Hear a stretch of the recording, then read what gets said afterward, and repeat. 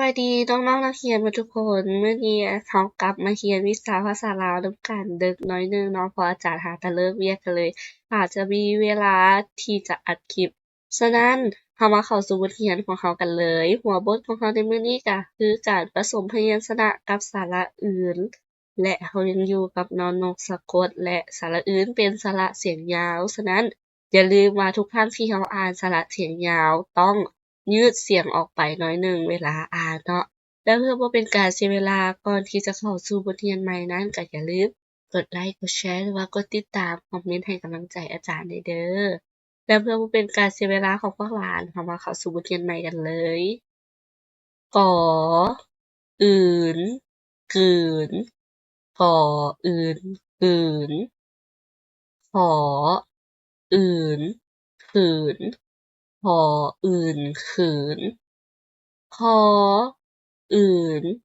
คืนขออื่นคืนงออื่นงืนงออื่นงืนจออื่นจืนจออื่นจืนสออื่นสืนสออื่นสืนซอ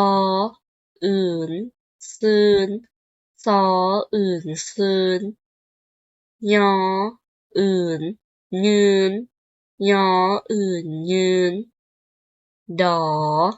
อื่นดื่นดออื่นดื่นต่ออื่น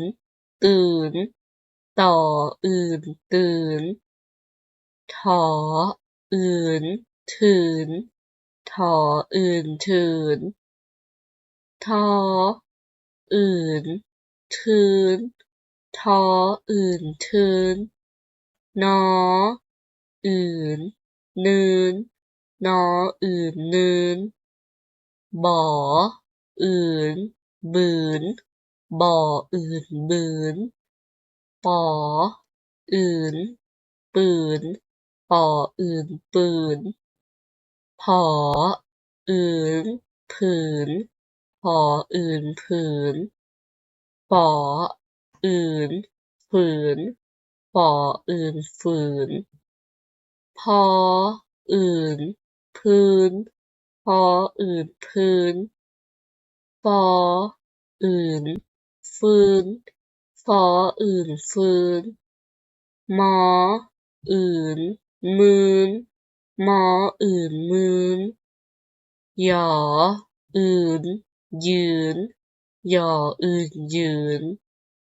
รออื่นลื่นรออื่นลื่นลออื่น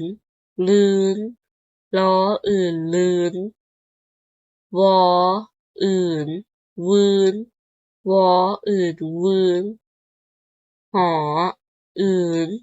หืนหออื่นหืนออื่นอื่นออื่นอื่นหออื่นหืนหออื่นหืนหงออื่นหงืนหงออื่นหงืนหยออื่นหยืนหยออื่นหยืนหนออื่นหนืนหนออื่นหนืนหมออื่นหมื่นหมออื่นหมื่นหลออื่นลื่นหล่ออื่นลื่นหวออื่นหวืนหวออื่นหวืน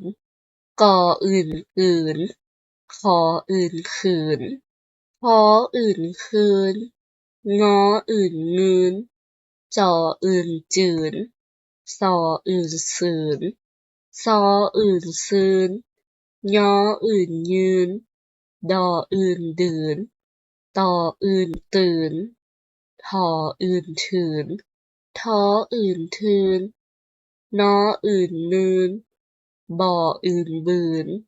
ปออื่นปืนพออื่นผืนปออื่นฝืนพออื่นพื้นพออื่นฟืน มออื่นมืนหย่ออื่นยืนรออื่นลืนล้ออื่นลืนวออื่นวืนหออื่นหืนอออื่นอื่นฮออื่นฮืนงออื่นงืนหย่ออื่นยืนหนออื่นหนืนมออื่นหมื่นหล่ออื่นลืนวออื่นวืนในบทเรียนของเราในมื้อนี้เนาะก็จบเพียงเท่านี้เป็นจั่งใดถูกใจหลายๆคนหรือบ่สำหรับสาระอื่นถ้ารู้สึกว่าถูกใจหลายๆคนก็อย่าลืมกดไลค์กดแชร์กดติดตามหรือว่าคอมเมนต์ให้กำลังใจอาจารย์แหน่เด้อเพื่อพวกหลานจะได้บ่พลาดวิดีโอดีๆแบบนี้อีกเนาะและบทเรียนของเราในมื้อนี้ก็จบเพียงเท่านี้ขอขอบใจ